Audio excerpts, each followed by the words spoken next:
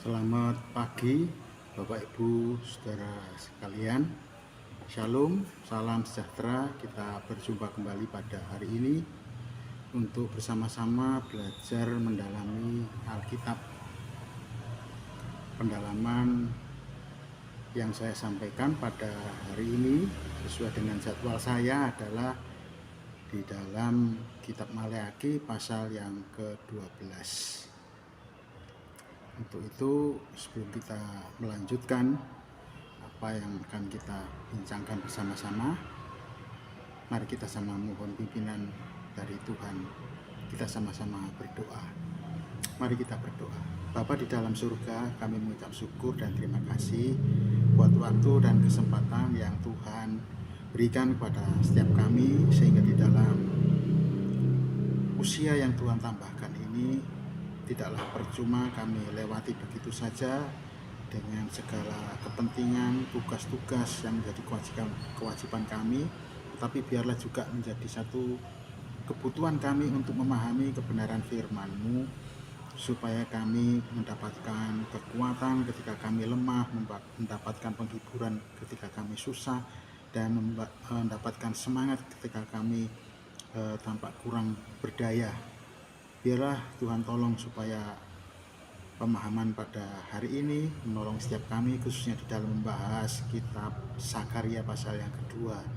Kiranya Tuhan melawat setiap kami, terutama yang berbicara ini, sehingga tidak lepas atau melenceng kemana-mana pembahasan, tetapi fokus kepada kebenaran-kebenaran yang sejauh ini dapat kami tangkap sesuai dengan belas kasih kemurahan Roh Kudus yang diberikan kepada pembicara.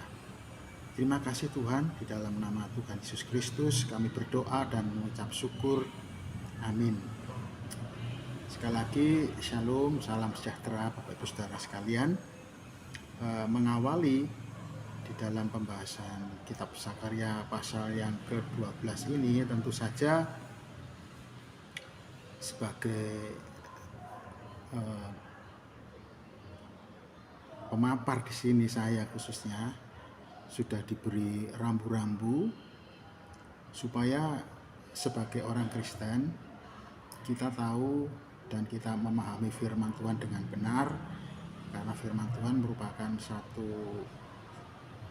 pedoman bagi setiap kita, sehingga kita tidak mudah untuk dibawa ombang-ambing oleh pengajaran-pengajaran yang nampaknya benar tetapi sesungguhnya bertentangan atau tabrakan dengan kebenaran firman itu sendiri. Itu sebabnya rambu-rambu ini penting sekali, di mana orang Kristen tidak bisa terlalu bebas dalam menafsirkan suatu bagian Alkitab menurut apa yang mungkin dianggapnya paling baik, cocok. Seringkali kebebasan kita itu terbatas. Itu sebabnya setiap bagian Alkitab yang sedang kita telah ini tentu saja akan disesuaikan dengan komentar atau yang diperjelas atau yang ditafsirkan di bagian lain dari kitab ini,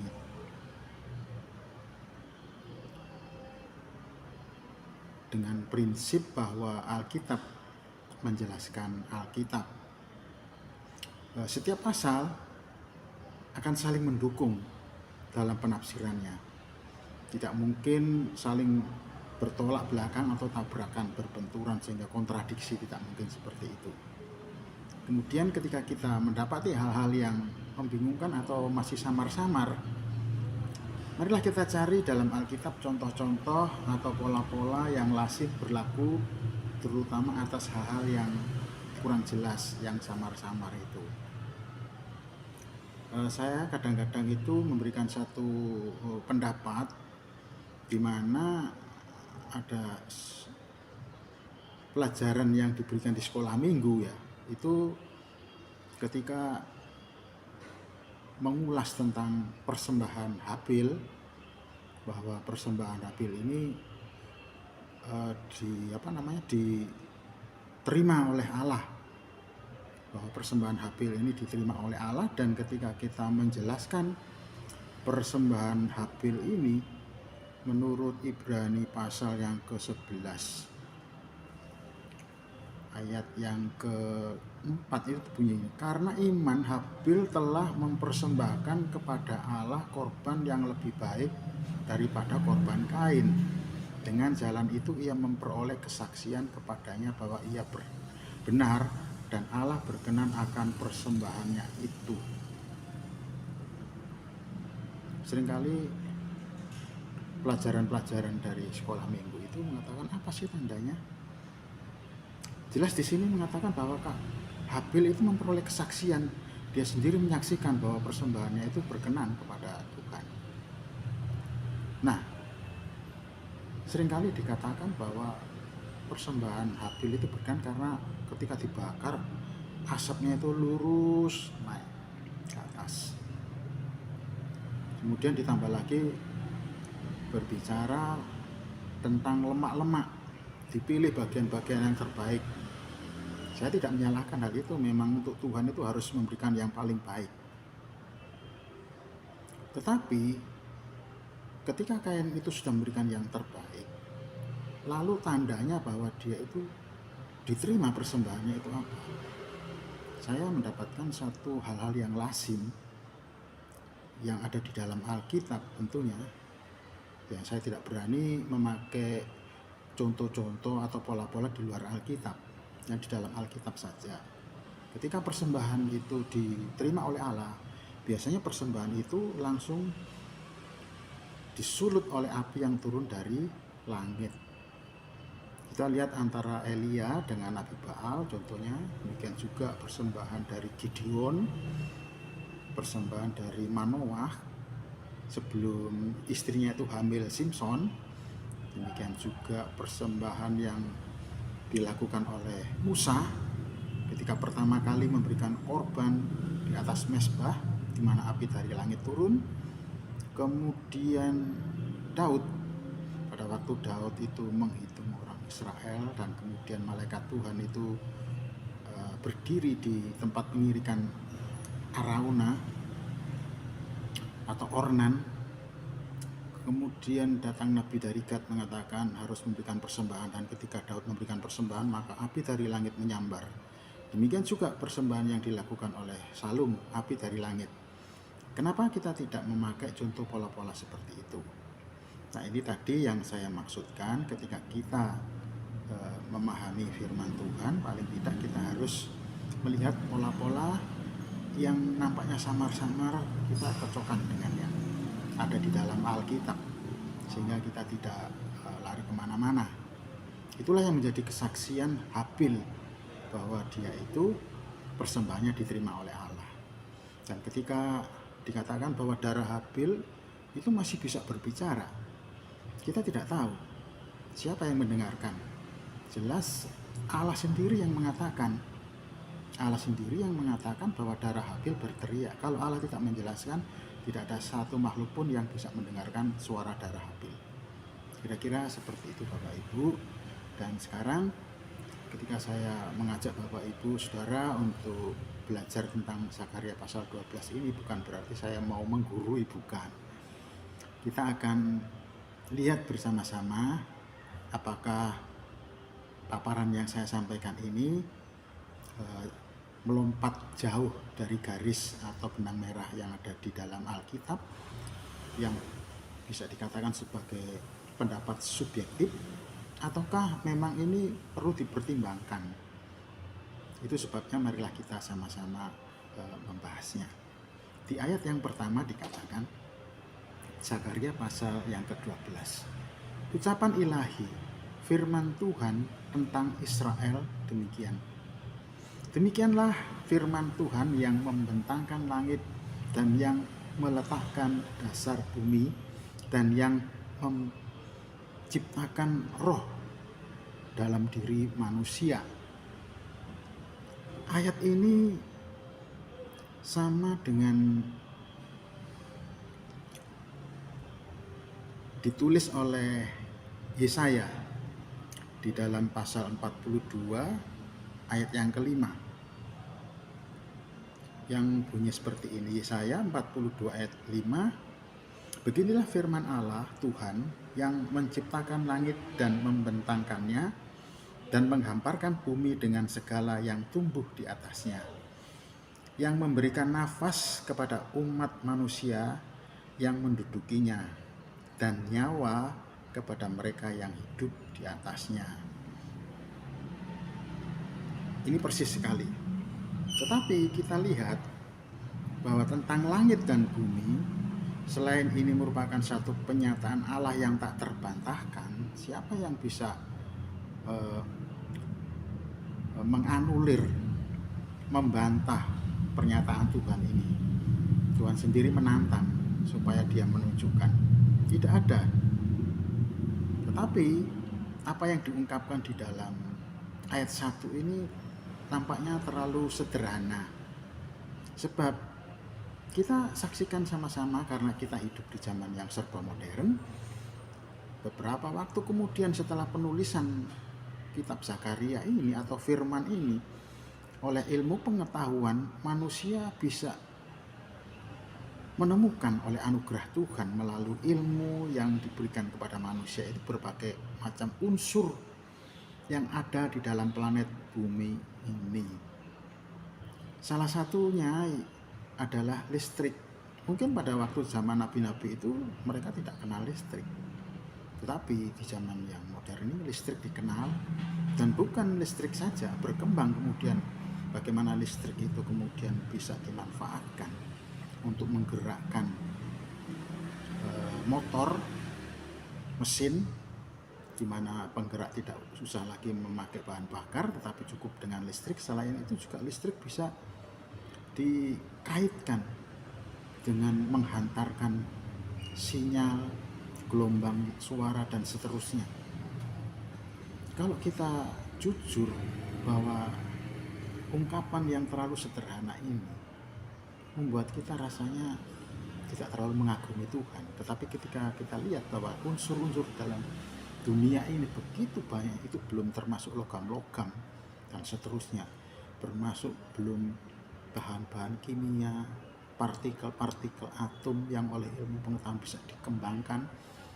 Demikian juga bagaimana dengan uranium dan seterusnya. Sekalipun saya tidak memahami hal itu, saya cukup mengagumi betapa luar biasanya Allah itu di dalam menciptakan bumi ini. Nah, itulah yang saya katakan tentang membentangkan langit dan bumi. Kenyataan Allah ini tidak ada yang bisa membantah. Jika kita sama-sama perbandingkan dengan Ibrani pasal 11 ayat yang ke-6. Tetapi tanpa iman tidak mungkin orang berkenan kepada Allah. Sebab barang siapa berpaling kepada Allah, ia harus percaya bahwa Allah ada, dan bahwa Allah memberi upah kepada orang yang sungguh-sungguh mencari Dia. Kita bandingkan dengan Ibrani, dikatakan bahwa itu ada dan memang tidak terbantahkan, dan Allah itu memberikan upah kepada mereka yang sungguh-sungguh mencari Dia. Ketidakpercayaan bahwa Allah ada itu tidak berarti meniadakan keberadaan Allah yang sudah ada. Dan dikatakan bahwa Tuhan memberi upah kepada orang yang sungguh-sungguh mencari Dia, itu artinya orang itu pasti akan mendapatkan pertolongan pada waktu dia membutuhkan pertolongan. Tetapi bagaimana dengan orang yang tidak percaya? Apakah mereka tidak mendapat upah? Mereka juga mendapatkan upah, dan upahnya itu ialah mereka tidak mendapat pertolongan apa-apa ketika dia memerlukannya. Itu upahnya bagi dia. Nah, dikatakan bahwa tentu saja bagi orang yang tidak percaya ini ya tidak mendapatkan pertolongannya, sebab di dalam pasal yang ke-7 yang pernah kita bahas beberapa waktu yang lalu, Zakaria pasal 7 ayat 13, seperti mereka tidak mendengarkan pada waktu dipanggil, demikianlah aku tidak mendengarkan pada waktu mereka memanggil Tuhan, maksudnya. Demikianlah firman Tuhan semesta alam.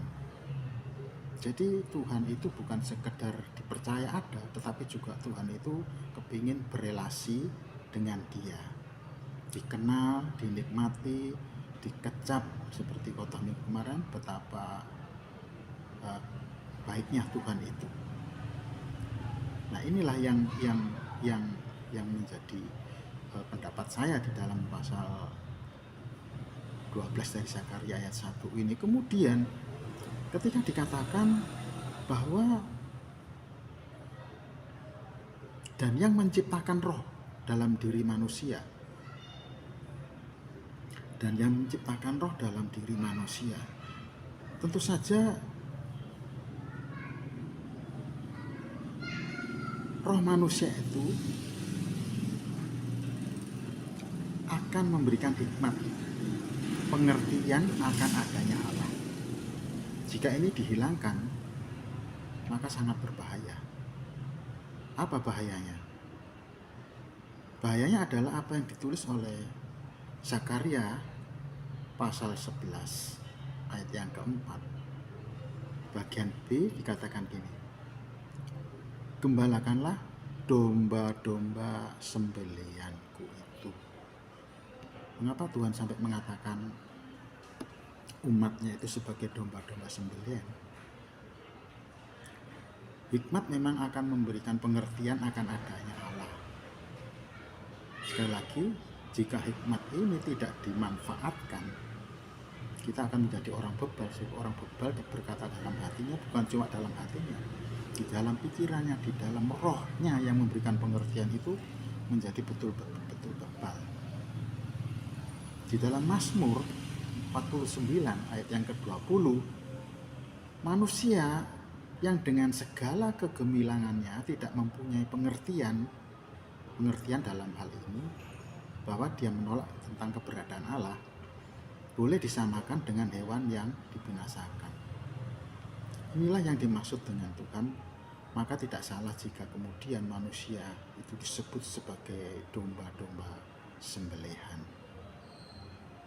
Nah, kita bisa membedakan ya antara roh, jiwa, dan tubuh. Ini saya tidak sedang membedakan trikotomi atau dikotomi, tetapi saya hanya mencoba ini. Kalau salah ya silakan dibuang, tapi kalau ini menurut Bapak Ibu Saudara cocok, bisa dipakai. Roh atau hikmat pada manusia menempati posisi yang paling atas. Ia mengendalikan keputusan, menimbang-nimbang itu ada di sana. Kemudian apa yang akan dilakukan? Itu roh. Sedangkan jiwa berkaitan dengan kesadaran, emosi, perasaan. Tubuh berkaitan dengan rasa lapar, rasa haus, rasa sakit, rasa capek, rasa ngantuk. Nah, ketika tubuh mengalami hal seperti itu, maka naik level tinggi itu jiwa. Jiwa akan merespon dengan kegelisahan atau dengan kecemasan. Kemudian jika roh manusia yang merupakan posisi tertinggi itu merupakan hikmat, tidak dapat mengendalikan, maka yang mengendalikan adalah akalnya. Akal disebut akal budi. Akal berbeda dengan budi. Budi itu dikaitkan dengan budi pekerti yang bisa menjurus kepada moral yang bagus. Tetapi kalau akal saja, ketika dia lapar, dia bisa cari akal untuk mendapatkan makanan, entah itu caranya jahat, tidak urus. Kemudian kalau budi itu masih baik. Tetapi ketika roh itu memimpin, maka roh itu akan berusaha menolong bagaimana untuk mengatasi rasa lapar ini dan bagaimana mengatasi jiwa yang cemas dan gelisah karena lapar itu sendiri. Sangat disayangkan, baru-baru ini kita mendengar berita yang kurang mengenakan. Anak 10 tahun di NTT memutuskan untuk gantung diri gara-gara tidak diberikan buku dan pena. Memang ini memprihatinkan, tapi sebagai orang tua seharusnya memberikan teladan kepada anak-anaknya ketika dia diminta dan dia tidak sanggup. Bukankah akan lebih baik Nak, mari kita berdoa karena ada Tuhan yang akan mendengar doa kita. Itu akan menolong anak-anak untuk belajar mengenal Tuhan sekaligus belajar beriman kepada Tuhan. Rupanya orang tuanya tidak terlalu memperhatikan hal ini sehingga anak bisa mencari jalan lain, entah itu melalui film atau apa yang bisa dia tiru dan dia kemudian melakukan hal yang tidak baik. Kita sebagai manusia tentu kita akan menyadari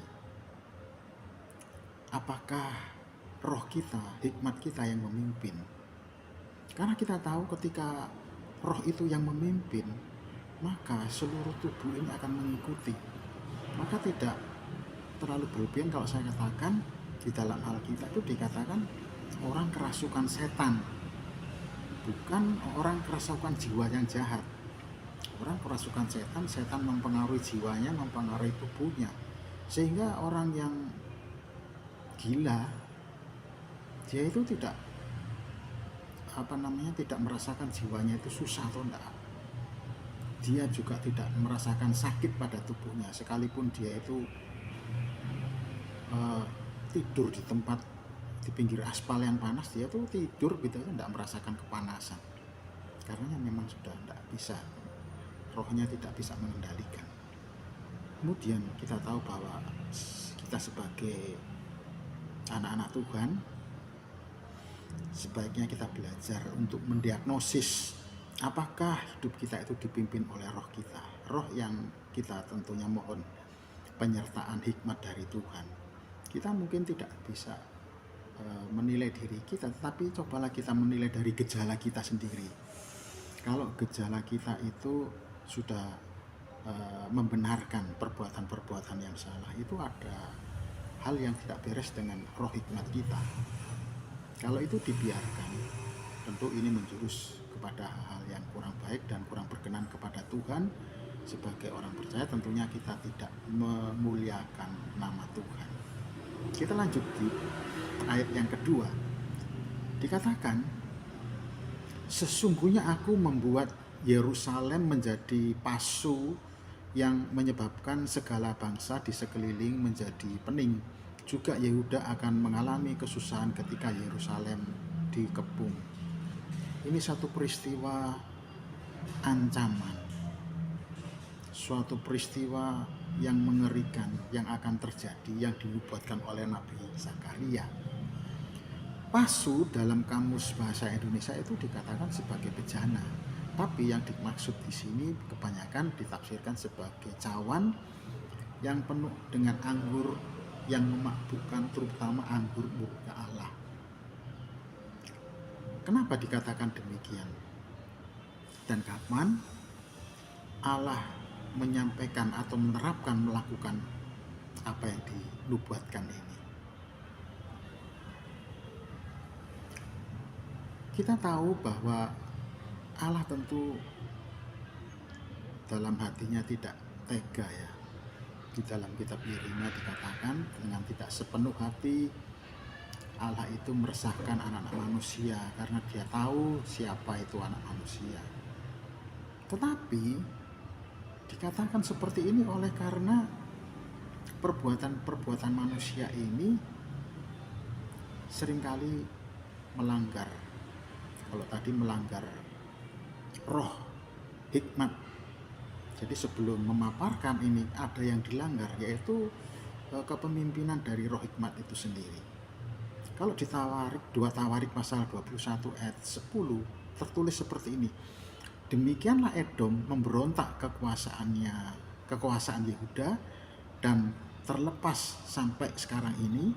Lalu Libna pun memberontak terhadap kekuasaannya pada masa itu juga. Maksud dari ayat ini adalah ketika Daud itu berjaya menjadi raja, bahwa Edom maupun Libna ini tunduk dan mohon perlindungan dari Daud, sehingga negeri-negeri ini pun membayar upeti. Tetapi ketika Edom itu mulai membelakangi Tuhan,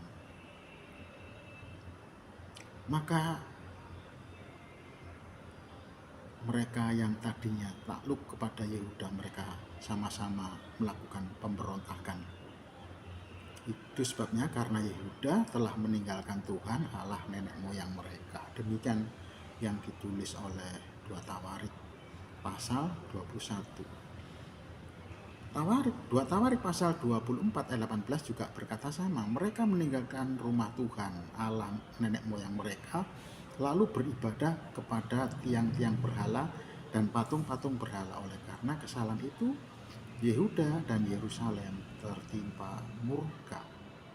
Bahkan yang lebih parah lagi dituliskan di 2 Tawarik 24 ayat 24, bahkan walaupun tentara Aram itu datang dengan sedikit orang, namun Tuhan menyerahkan tentara Israel yang sangat besar itu kepada mereka. Karena orang Yehuda telah meninggalkan Tuhan Allah nenek moyang mereka, demikianlah orang Aram melakukan penghukuman kepada Yehuda. Pada waktu itu rajanya adalah Yoas. Bahkan Nabi Yesaya pasal 1 ayat 4 mengatakan, celakalah bangsa yang berdosa, kaum yang syarat dengan kesalahan, keturunan yang jahat-jahat, anak-anak yang berlaku buruk. Mereka meninggalkan Tuhan, menista yang Maha Kudus Allah Israel, dan berpaling membelakangi Dia. Kita harus berhati-hati bahwa kehidupan kita di atas muka bumi ini diawasi oleh Allah sendiri.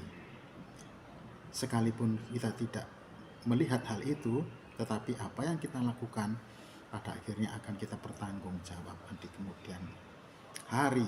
Ini yang menjadi satu hal yang ironi. Bukankah Yerusalem Yehuda itu adalah Yerusalem bait Allah? Yehuda itu merupakan orang-orang atau umat yang menjadi milik Tuhan. Tapi kemudian ini menjadi sesuatu yang mengerikan. Kemegahan Yerusalem pada zaman Salomo, terutama bait Allah yang dihiasi oleh emas, perak, tembaga, dan berbagai macam batu permata yang mahal-mahal, sepertinya membuat Yerusalem menjadi disebut sebagai kota mulia pada waktu itu. Kita lihat bagaimana Salomo itu membangun bait Allah di dalam 2 Tawarik pasal 3 dan 4.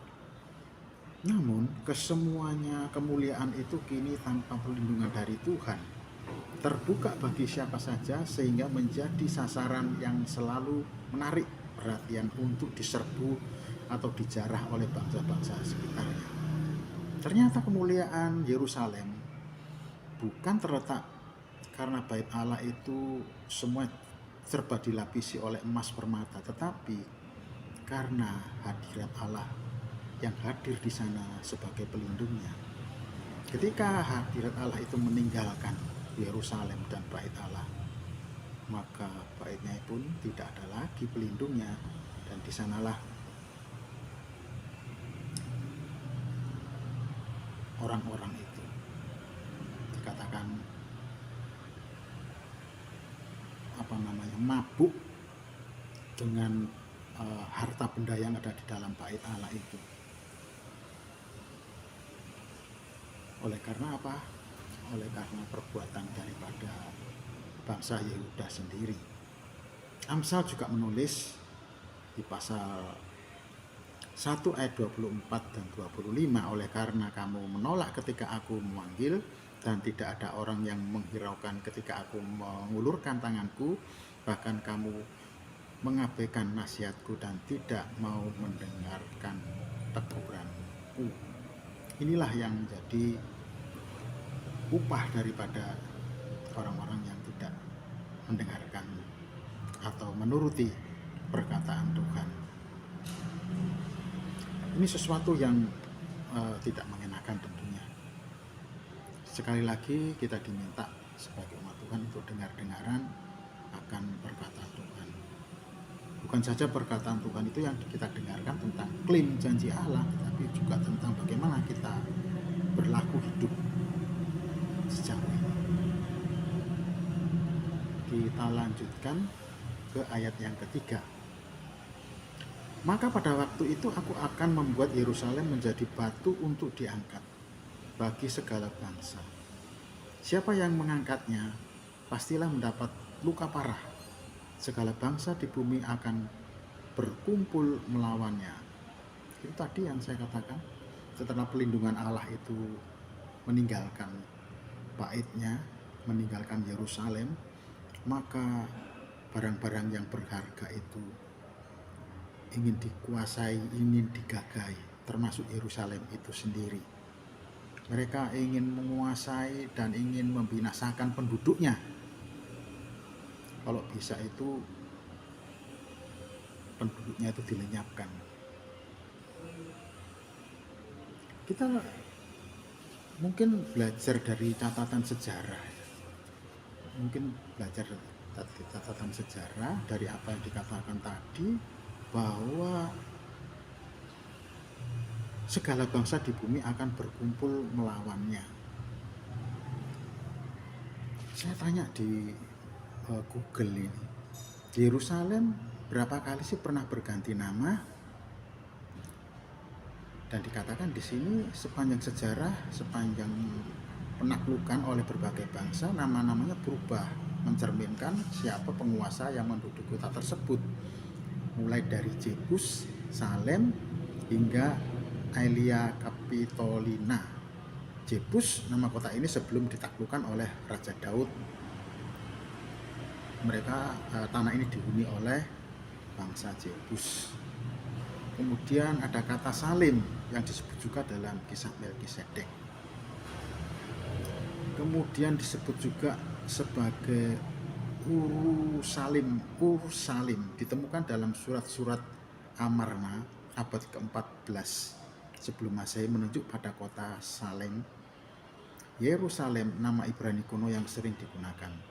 Sedangkan Aelia Capitolina adalah nama yang diberikan oleh Kaisar Romawi Hadrian pada tahun 132 Masehi setelah memberangus pemberontakan Yahudi. Kemudian Al-Quds atau Bait Al-Maqdis, nama ini adalah nama Arab yang digunakan setelah penaklukan Islam terhadap Yerusalem, yang berarti yang suci atau rumah suci. Itu kemudian kita saksikan mengapa sampai di Yerusalem itu ada masjid yang berkubah emas di sana ya. Jadi Yerusalem baru istilah yang menunjukkan pada kota ini, perubahan nama juga konteks modern. Bukan cuma Yerusalem yang mau diangkat, yang mau digagai oleh bangsa, tetapi juga negara itu sendiri, negara Israel, tanah Israel. Tanah Israel ganti nama Yudea jadi Palestina. Cara Romawi ini adalah cara untuk meredam bangsa Yahudi. Upaya Romawi ini untuk menyingkirkan bangsa Yahudi. Sekitar itu wilayah itu dikuasai oleh Romawi.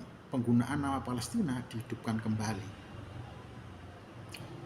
Nama wilayah itu yang setelah dikuasai bangsa Israel menjadi Yudea dikembalikan menjadi Palestina.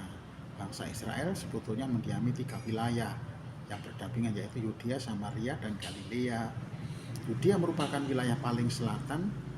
Penggantian nama wilayah tersebut merupakan bagian dari upaya kerajaan Romawi menghapus identitas Yahudi dari wilayah itu.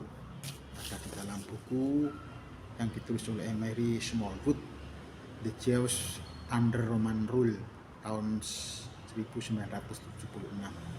Kaisar Romawi kesal dengan sejumlah pemberontakan orang-orang Yahudi. Pemberontak-pemberontak itu akhirnya dapat diselesaikan dengan cara yang kejam, tapi muncul lagi bahkan setelah kota Yerusalem dihancurkan dan bait Allah mereka dirobohkan diganti dengan kuil-kuil pada tahun 70 sebelum Masehi. Bangsa Yahudi tahun 70 sesudah Masehi ya. Bangsa Yahudi tidak jerah, mereka masih melakukan sejumlah pemberontakan lagi setelahnya. Penggantian nama Yudea dengan Palestina merupakan bentuk pelecehan terhadap bangsa Yahudi. Nama Palestina merujuk ke satu bangsa yang secara historis merupakan musuh bebuyutan Israel. Target Romawi adalah teori tentang bangsa Yahudi lenyap dari daerah itu. Selain mengganti nama wilayah, Romawi melakukan berbagai cara untuk menyingkirkan pengaruh Yahudi, yaitu menempatkan tentara. Di samping itu juga tadi sudah disebutkan Kaisar Hadrian di tahun 132 Masehi memutuskan untuk membangun sebuah koloni dan menamakan Yerusalem Aelia Capitolini. Di Yerusalem, koloni Romawi adalah pemikiran dirikan Republik Romawi. Bukan cuma itu saja, tetapi ada beberapa hal yang menjadi menjadi satu hal yang sangat menyakitkan, bahwa Romawi juga menerapkan larangan mereka yang tinggal di daerah Yerusalem khususnya untuk tidak lagi bersunat. Inilah yang dikatakan oleh firman Tuhan. Bahkan kalau kita melihat secara urutan ya, mungkin nanti Pak Lindra itu lebih menjelaskan bagaimana bangsa-bangsa yang ingin mengangkat atau ingin menggagahi baik Yerusalem maupun tanah Palestina. Di samping Asyur, Babel, Persia, Yunani, Romawi. Saya tidak terlalu banyak catatan di sana. Mari kita lanjutkan ke ayat yang keempat. Ayat yang keempat berbunyi seperti ini. Pada waktu itu, demikianlah firman Tuhan, aku akan membuat segala kuda menjadi bingung, penunggangnya menjadi gila atas kaum Yehuda. Aku akan membuka mataku, tetapi segala kuda bangsa akan kubuat menjadi buta. Memang Tuhan mengizinkan penyerbu-penyerbu itu datang untuk mengepung dan mengambil semua harta kekayaan yang ada di Yerusalem. Ini sebuah nubuatan. Tetapi dikatakan bahwa Allah itu akan membuka mata. Apa maksudnya membuka mata? Maksud ini mungkin menurut pemahaman saya adalah Allah sangat memperhatikan dengan cermat, dengan teliti. Untuk apa? Apakah untuk menyaksikan perbuatan-perbuatan para penjara itu? Sebab Sang Mesias harus dan akan terlahir dari kaum Yehuda ini. Itu sebabnya Tuhan mengatakan, aku akan membuka mata. Tuhan itu memperhatikan. Jangan sampai musnah sama sekali penduduk Yerusalem, terutama dari kaum Yehuda ini. Dan Tuhan Yesus menegaskan ketika dia berbicara dengan seorang perempuan yang ada di sumur di Samaria itu ya, di Perigi itu, ketika minta air, dikatakan oleh Tuhan Yesus seperti ini kepada perempuan itu di dalam Yohanes 4 ayat 22, tapi bagian B. Sebab keselamatan datang dari bangsa Yahudi.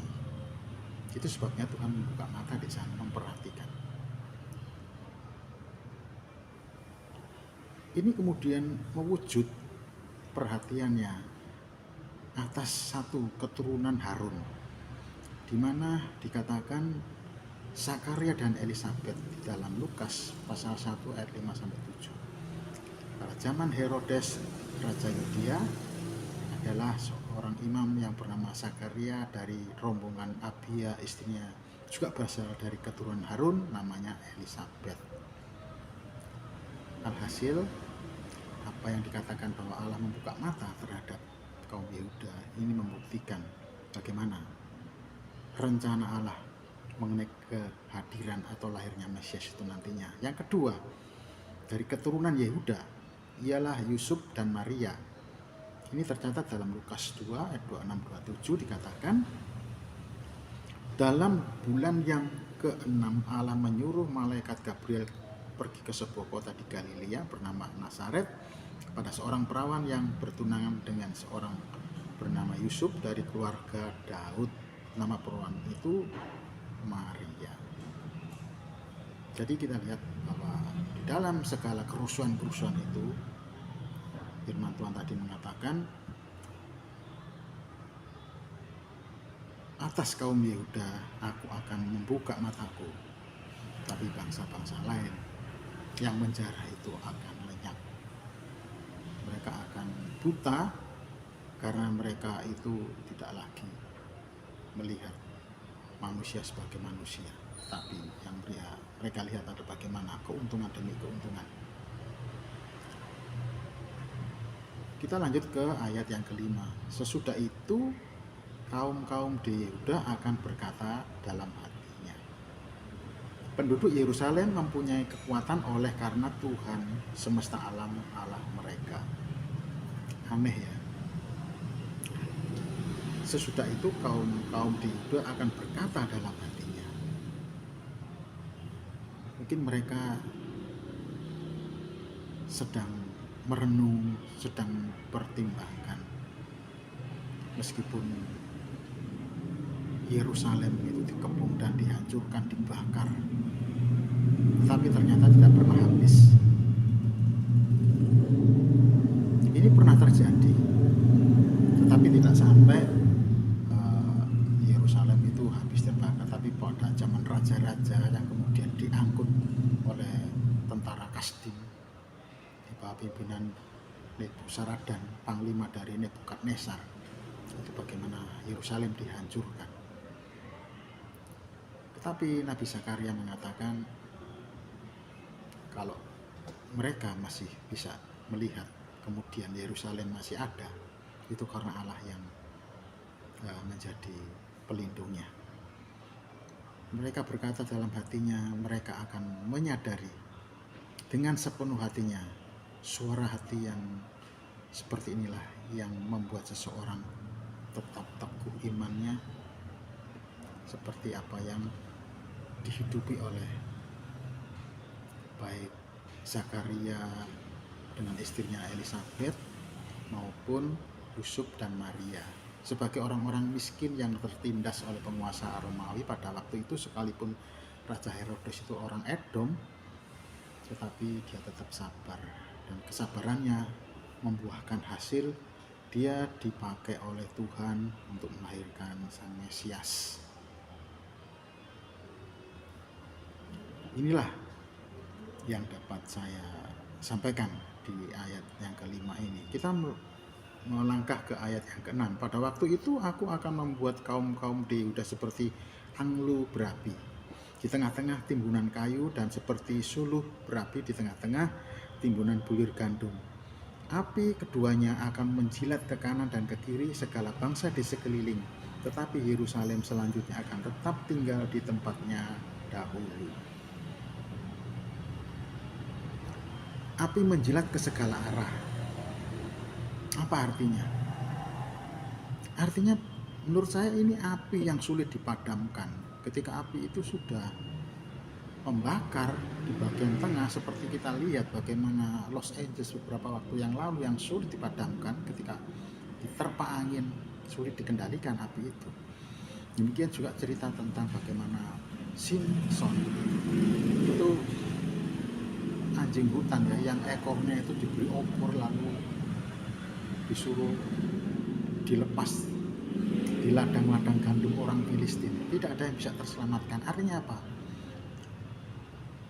Orang-orang Yehuda ini, sekalipun dia itu ingin dibinasakan, ingin dilenyapkan dengan cara mengganti nama kota Yerusalem, dengan cara mengganti nama negara, mereka sulit untuk dibasmi.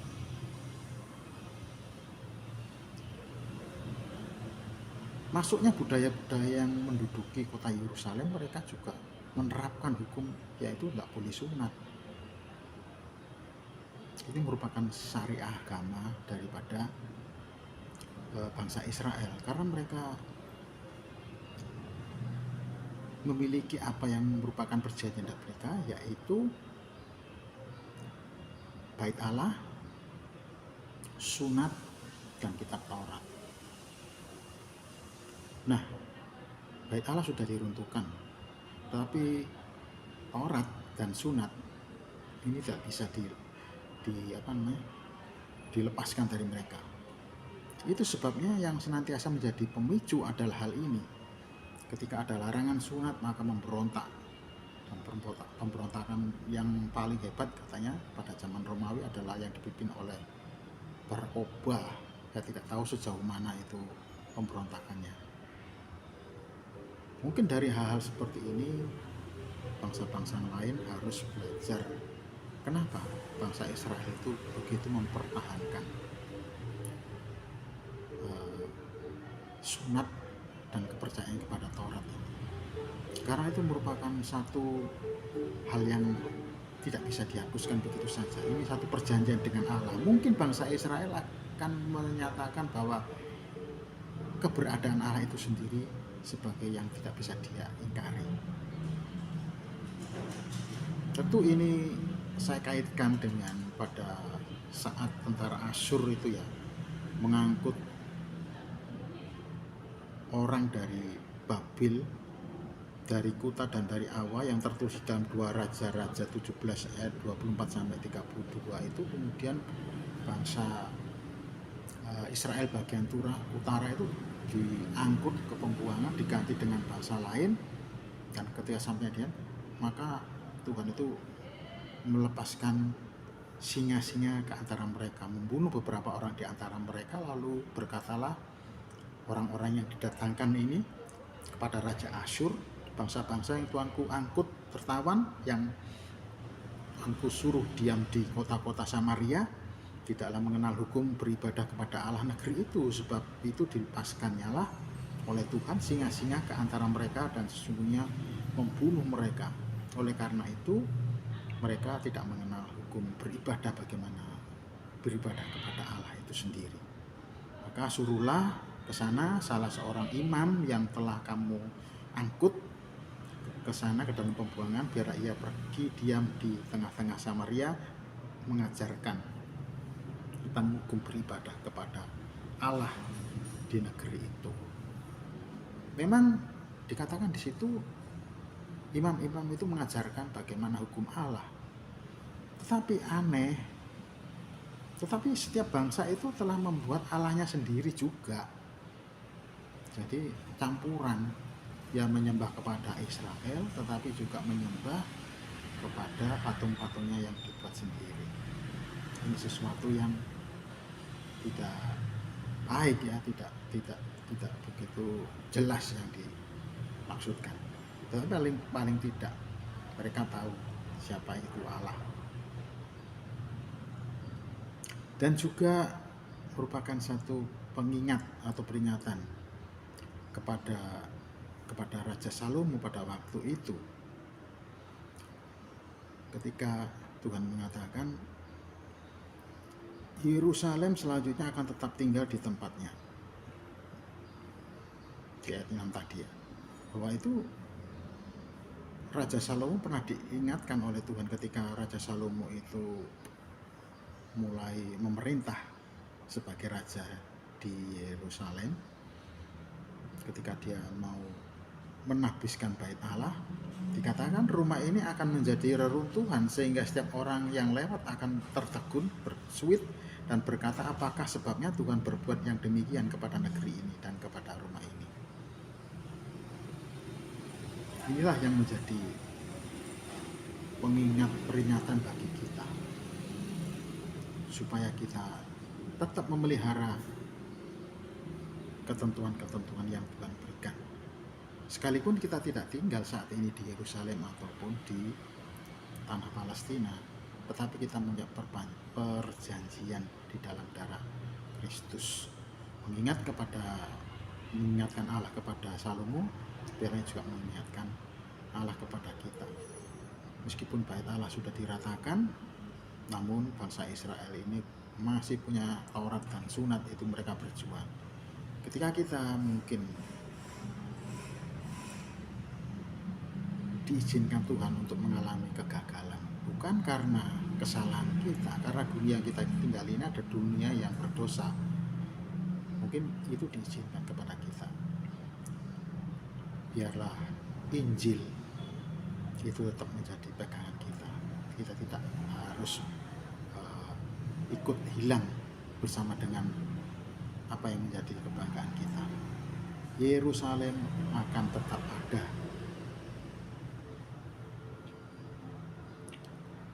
Yerusalem akan tetap ada. Ini artinya bahwa Tuhan Yesus pun pernah menangisi Yerusalem, ya. Satu-satunya kota yang ditangisi disebut sampai 2 kali. Yerusalem, Yerusalem, seperti itu. Nah, tidak pernah Tuhan Yesus menangisi kota-kota lain. Kenapa sampai seperti itu? Karena Daud juga menulis bahwa Yerusalem itu adalah satu gunung yang kudus yang menjulang permai, adalah kegirangan bagi seluruh bumi. Gunung Sion, jauh di sebelah utara kota Raja Maha Besar. Jadi disebutkan Yerusalem adalah kota Raja Maha Besar. Meskipun pada kedatangan Tuhan nanti bukan Yerusalem yang sekarang, yang fana ini yang akan menandakan sebagai kota maha besar, maka Yerusalem baru yang turun dari surga itulah yang akan menjadi perwujudan asli konkretnya mengapa sampai dibela oleh Tuhan. Ayat yang ke-7, Tuhan akan pertama-tama memberi kemenangan kepada kemah-kemah Yehuda supaya keluarga Daud dan penduduk Yerusalem jangan terlalu bermegah-megah terhadap Yehuda.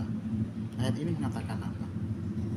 Jangan sombong atau terlalu percaya diri. Banyak hal yang membuat kita sombong. Kadang-kadang kita tidak sadar dengan kesombongan kita juga. Kita melihat bahwa orang-orang yang tidak sesejahtera dengan hidup kita, kita menilai bahwa mereka kurang beriman, bahwa mereka kurang berkenan kepada Tuhan. Tidak selalu seperti itu. Tapi senantiasa kesombongan ini menjadi sesuatu yang diperhatikan Tuhan.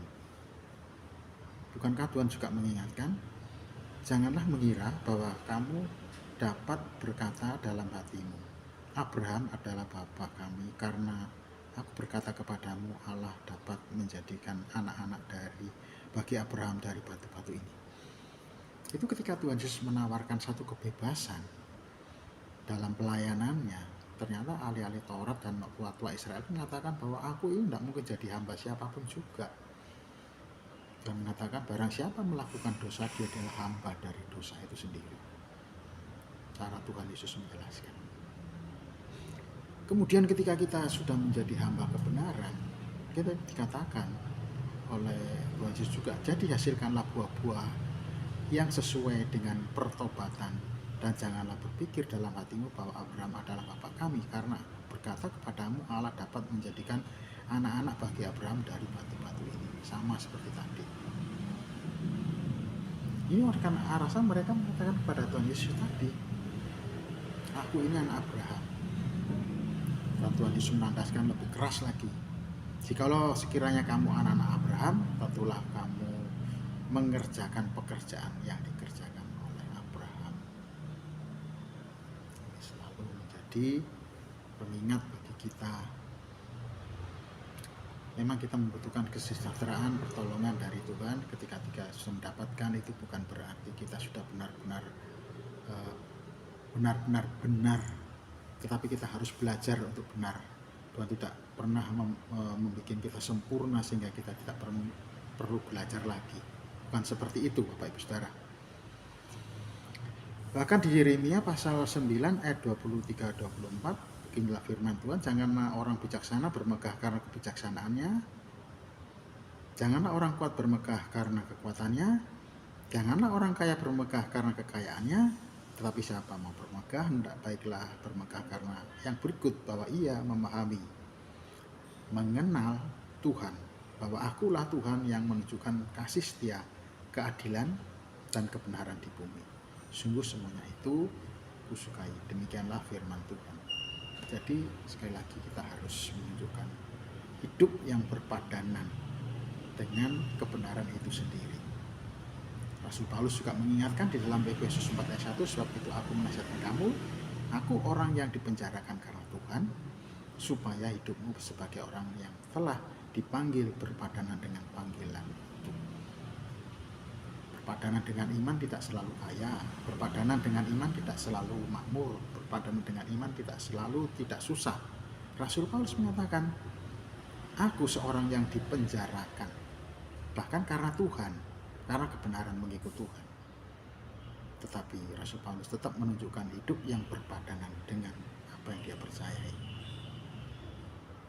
Juga di dalam suratnya kepada jemaat Filipi, Rasul Paulus mengatakan, Filipi 1 ayat 27, hendaklah hidupmu berpadangan dengan Injil Kristus, supaya apabila aku datang, aku melihat, dan apabila aku tidak datang, aku mendengar, bahwa kamu teguh berdiri dalam satu roh, dan sehati sejiwa berjuang untuk iman yang timbul dari berita Injil. Kita lanjutkan di dalam ayat yang ke-8. Dikatakan, pada waktu itu Tuhan akan melindungi penduduk Yerusalem, dan orang yang tersandung di antara mereka pada waktu itu akan menjadi seperti Daud. Dan keluarga Daud akan menjadi seperti Allah, seperti malaikat Tuhan yang mengepalai mereka. Saya tidak terlalu banyak memahami hal ini. Mungkin maksud mereka adalah yang timpang itu mereka yang terlalu lemah, terlalu tidak berdaya. Mereka memperoleh kekuatan yang baru, sebab dikatakan di Mazmur juga, tapi orang-orang yang berharap kepada Tuhan selalu mendapatkan kekuatan-kekuatan baru. Ini adalah Tuhan yang ingin menjelaskan bahwa segala sesuatu itu bukan karena upaya manusia. Bahkan di dalam pembahasan lebih awal di Zakaria pasal 4 ayat 6 dikatakan, inilah firman Tuhan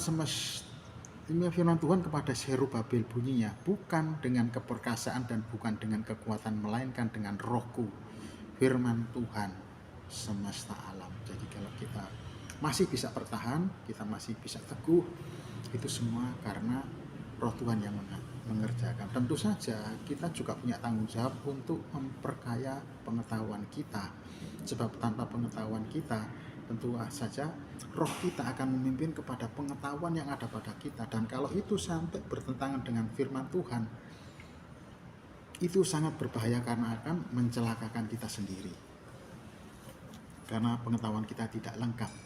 Bahkan di kitab Hosea, umatku binasa karena tidak belajar dengan pengetahuan. Kita lanjutkan di ayat yang ke-9. Maka pada waktu itu aku berikhtiar untuk memunahkan segala bangsa yang menyerang Yerusalem. Ini akan terjadi hal yang seperti ini, yaitu di mana dikatakan di dalam Matius, Tuhan Yesus mengatakan, yang dicatat oleh Matius 24 ayat 30, pada waktu itu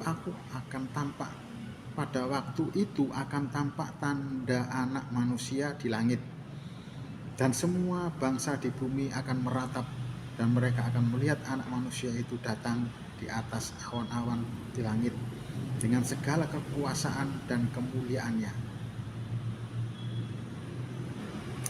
Tanda-tanda ini akan membuat semua manusia merasa ngeri melihatnya. Setiap manusia akan sadar bahwa nyawa mereka sedang terancam. Kita melihat berita yang paling akhir ini, bagaimana perseteruan antara Iran,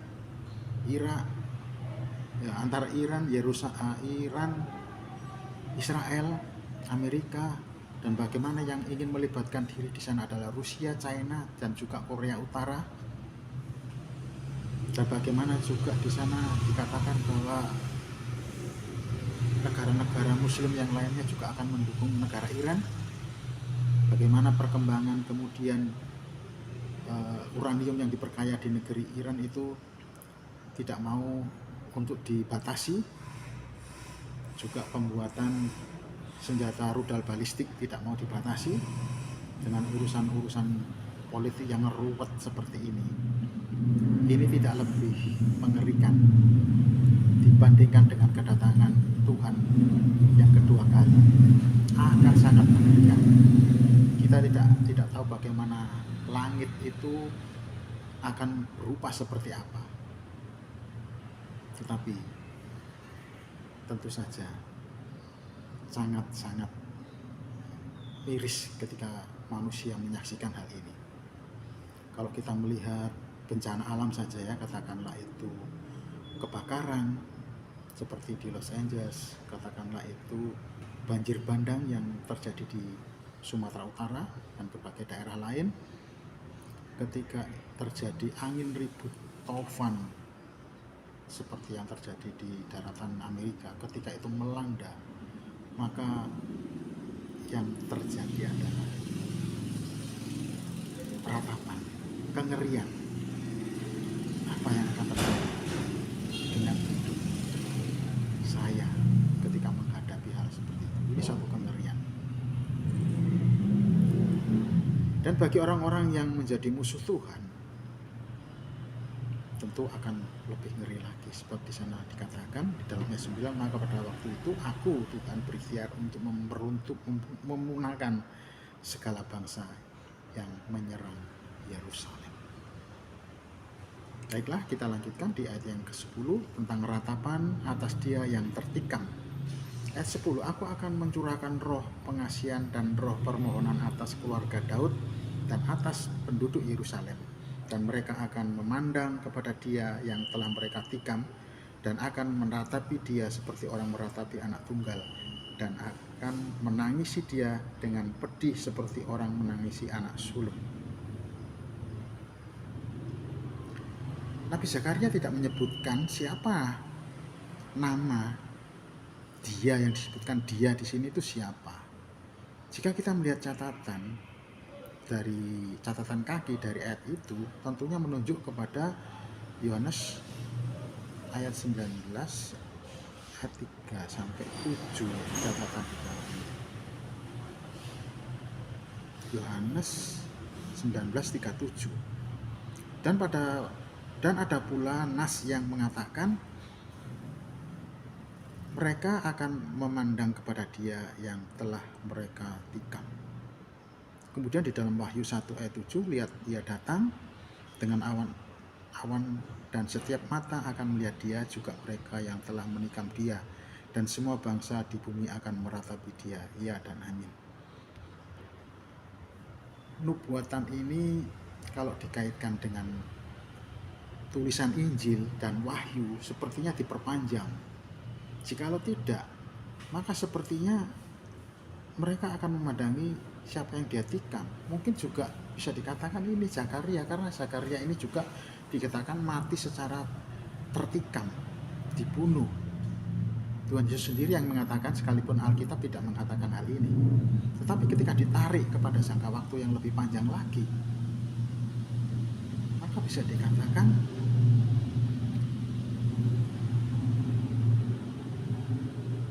bahwa nubuatan ini tidak hanya berlaku pada bangsa Israel pada waktu itu, tetapi diperpanjang sampai pada zaman kita. Nah, ketika Tuhan Yesus mengatakan hal itu dan dicatat di dalam Yohanes, itu terjadi kira-kira 2000 tahun yang lalu. Dan ternyata sampai sekarang kedatangan Tuhan belum hadir juga. Artinya masih perlu diperpanjang lagi waktunya.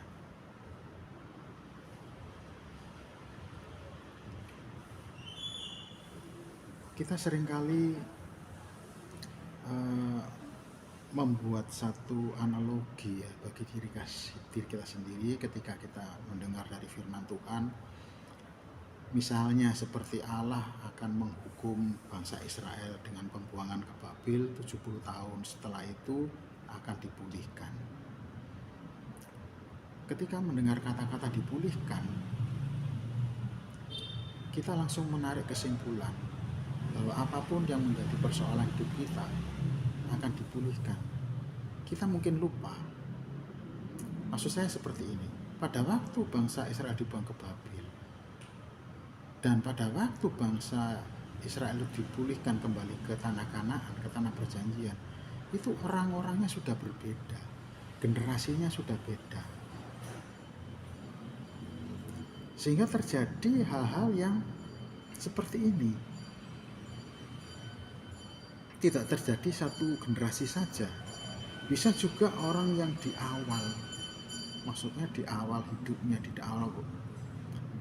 itu mereka terlibat kejahatan dan ikut dibuang ke Babel, dan kemudian setelah itu dia bisa bertobat di Babel. Mungkin juga orang-orang atau generasi yang terlahir di Babel menikmati pemulihan, dan setelah mereka dipulihkan, Mereka ini seharusnya sebagai bangsa yang menikmati kebaikan Tuhan. Seharusnya mereka bisa menikmati belas kasih Tuhan. Tetapi kitab Zakaria tidak menulis hal itu.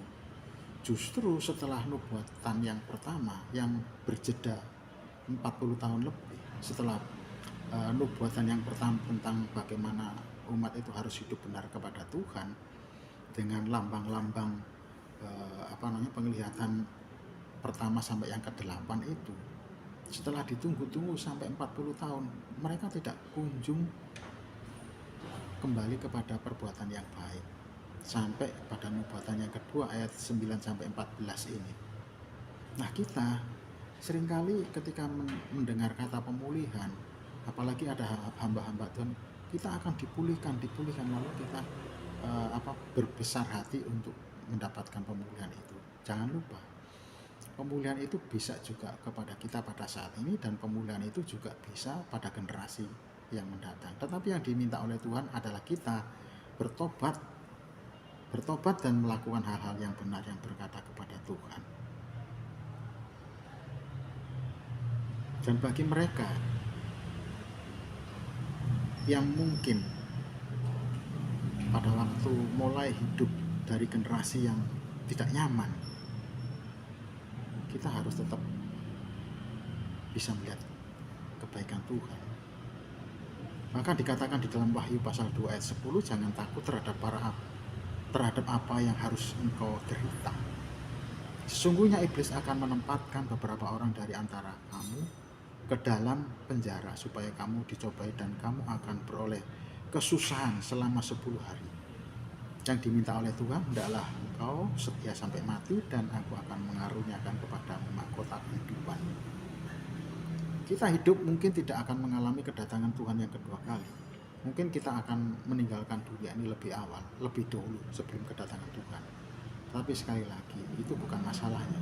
Masalahnya adalah bagaimana kita harus tetap setia, berpadanan hidup dengan Injil Kristus, dan senantiasa memuliakan Dia. Kita lanjutkan di ayat yang 11. Pada waktu itu ratapan di Yerusalem akan sama besarnya dengan ratapan atas Hadad Ramot di lembah Megiddo. Dalam catatan ini yang dimaksud mungkin itu adalah Raja Yosia, seorang yang mengadakan pemulihan setelah raja-raja sebelumnya itu jahat, pembaharuan bait Allah dan seterusnya. Tetapi Raja Yosia akhirnya mati terbunuh oleh Neko dari Mesir.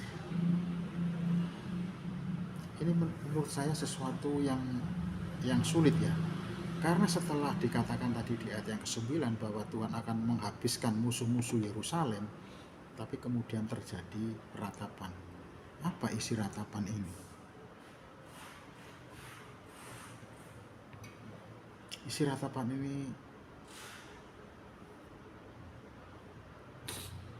Isi ratapan ini adalah menyadari satu kesadaran yang dengan sadar-sadarnya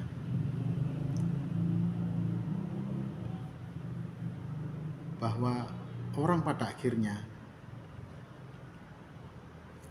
akan meratapi akan kebenaran Tuhan. Kalau dikatakan pada waktu itu ratapan di Yerusalem akan sama besarnya dengan ratapan atas Hadad Rimot di lembah Megiddo. Ketika pemimpin mereka yang mereka andalkan, yang berkenan kepada Tuhan, kemudian mati terbunuh, mereka seolah-olah hilang harapan. Seperti halnya seorang yang punya anak satu-satunya atau anak sulungnya kemudian mati, mereka seolah-olah tidak punya harapan lagi. Ini yang dimaksud di sana. Dan ratapan ini begitu seriusnya sampai dikatakan bahwa negeri itu akan meratap, setiap kaum keluarga tersendiri, kaum keluarga keturunan Daud tersendiri dan istri mereka tersendiri, kaum keluarga keturunan Natan tersendiri dan istri mereka tersendiri, kaum keluarga keturunan Lewi tersendiri dan istri mereka tersendiri, kaum keluarga Simei tersendiri dan istri mereka tersendiri, juga segala kaum keluarga yang masih tinggal, setiap kaum keluarga tersendiri dan istri mereka tersendiri.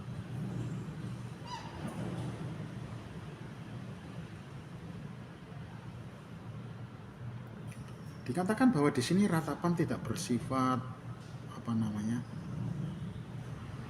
kolektif, semua rata. Mereka rata-rata dikatakan terpisah. Keluarga raja terpisah, keluarga anak-anak raja terpisah, keluarga imam Lewi terpisah, keluarga anak-anak imam Lewi terpisah, segala kaum terpisah. Mereka akan meratapi. Artinya peratapan ini adalah ratapan secara pribadi masing-masing. Kita kalau mau jujur bahwa natur dosa kita tidak melepaskan kita sama sekali dari tindakan dosa. Sebab dalam Roma 7 ayat 24 dan 25 dikatakan oleh Rasul Paulus. Ini Rasul mengatakan, "Aku manusia celaka. Siapakah yang akan melepaskan aku dari tubuh maut ini?" Tubuh maut ini bukan berarti Rasul Paulus tidak bertobat. Dia bertobat, tetapi natur dosa itu masih melekat. Karena apa yang ingin dia lakukan dengan baik, selalu muncul yang jahat juga mengikuti. Tapi kemudian Rasul Paulus mengatakan, syukur kepada Allah oleh Yesus Kristus Tuhan kita. Jadi dengan akal budiku aku melayani hukum Allah, tetapi dengan tubuh jasmaniku aku melayani hukum dosa. Apa itu maksudnya? Dengan tubuh akal budiku aku melayani hukum Allah, tetapi dengan tubuh insaniku aku melayani hukum dosa.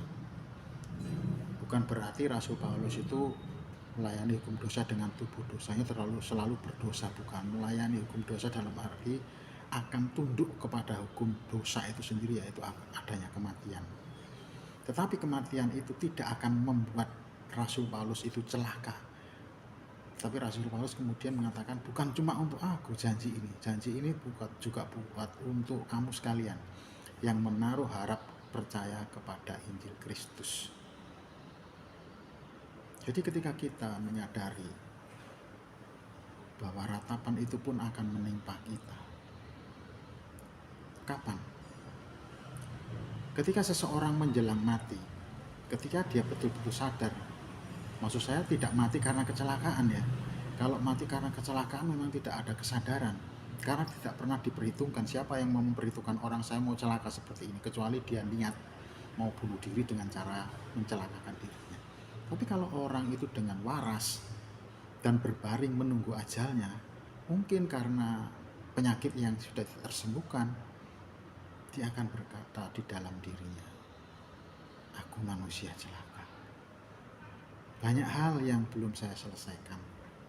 Ketika aku diberi tugas sebagai seorang ayah, aku belum melakukan dengan baik. Ketika aku diberi tugas kepercayaan menjadi seorang ibu, sebagai seorang anak, sebagai seorang majikan, sebagai seorang karyawan, sebagai pelayan-pelayan, sebagai hamba Tuhan, dan seterusnya sebagai kepala negara, kepala pemerintahan, dan belum melakukan hal yang baik, maka perhitungan-perhitungan itu mulai muncul di dalam benak kita. Saat itulah kita akan merasa ngeri dengan kepergian kita untuk selamanya yang tidak akan kembali lagi itu. Tetapi jangan lupa, firman Tuhan selalu mengajarkan kepada kita bahwa Tuhan mengatakan, apakah aku berkenan kepada kematian orang-orang yang harus ditanggungnya karena dosa itu. Tuhan mengatakan, aku tidak berkenan, aku berkenan kepada kematian orang-orang yang bertobat supaya mereka hidup dan tidak mati. Jadi alasan Rasul Paulus itu harus menjadi alasan kita. Syukur kepada Allah oleh karena Yesus Kristus Tuhan kita yang telah menebus, menyelamatkan kita, ketidaklayaan kita dan ketidakbenaran kita di hadapannya. Dan ketika kita menikmati ini dengan sungguh-sungguh, kita tidak langsung berpuas diri, oke sudah saya beres semua masalah, saya tak perlu memikirkan hal itu. Tunggu dulu. Respon kita kepada apa yang kita imani itu bisa kita ukur sejauh mana hikmat kita memimpin jiwa kita, perasaan kita, dan tubuh kita. Kalau kita bisa menikmati semuanya itu artinya kita akan mewujud nyatakan rasa syukur kita kepada Tuhan. Kita sebagai orang yang lemah, tapi Tuhan selalu menyediakan tempat-tempat yang baik bagi setiap kelemahan kita. Bahkan bukan cuma kita aja. Dalam kitab Imamat itu dikatakan juga pelanduk karena memang memamah biak tetapi tidak berkuku belah itu haram bagi binatang. Pelanduk ini haram dalam Imamat. Tetapi Amsal menulis pelanduk bangsa yang lemah itu, yang haram itu, tetapi yang membuat rumahnya di bukit batu, dia bisa tetap hidup. Gunung-gunung tinggi adalah bagi kambing-kambing hutan, bukit-bukit batu adalah tempat pelindung bagi pelanduk, kata Daud di dalam Mazmur 104:18. Dan bahkan Daud sendiri mengibaratkan Tuhan itu sebagai gunung batu perlindungan. Marilah kita sama-sama mewujud nyatakan iman kita itu melalui tindakan perbuatan kita, dalam ibadah kita, dalam hidup kita. Bapak Ibu Saudara, sampai di sini saya menyampaikan ulasan kitab Zakaria pasal yang ke-12 ini. Nanti sore kita akan sama-sama saksikan dan pukul 5:30 di mana pemaparan itu akan dikupas. Bapak Ibu Saudara bisa melihat sejauh mana ucapan saya ini bersifat subjektif, melenceng. Saya harapkan Bapak Ibu menyaksikan nanti sore, di mana akan dipaparkan oleh Bapak Penatua kita, Insinyur Lindra Haryanto. Karena salah, kita bisa belajar dari kesalahan sekaligus belajar dari kebenaran. Ada orang bijak mengatakan jangan takut salah, karena justru dari kesalahan kamu tahu yang benar. Marilah kita sama-sama tunggu waktunya nanti. Sampai di sini, kiranya Tuhan memberkati kita semua, dan mari kita tutup di dalam doa. Bapa di dalam surga, kami mengucap syukur dan terima kasih seberapa jauh Tuhan memberikan kemampuan kepada pemapar pada hari ini. Kiranya apa yang sudah disampaikan tidak terlalu jauh menyimpang dari benang merah kebenaran firman Tuhan yang ada di dalam firman. Jika terdapat kesalahan itu adalah karena kelemahan, keterbatasan manusia. Tetapi jika ada yang benar, yang sesuai dengan kebenaran firman-Mu, biarlah itu merupakan satu poin yang harus ditindaklanjuti dengan perbuatan, sehingga melalui hal yang sederhana sepele ini kami bisa mendapatkan poin yang besar untuk memuliakan nama Tuhan. Berkati kami semua dan berkati nanti sore Bapak Penatua Lindra supaya dapat memberikan ulasan yang lebih konkret bagi kami semua. Terpujilah nama-Mu ya Tuhan. Di dalam nama Tuhan Yesus Kristus kami berdoa serta kami menyampaikan ucapan syukur. Amin. Tuhan Yesus memberkati.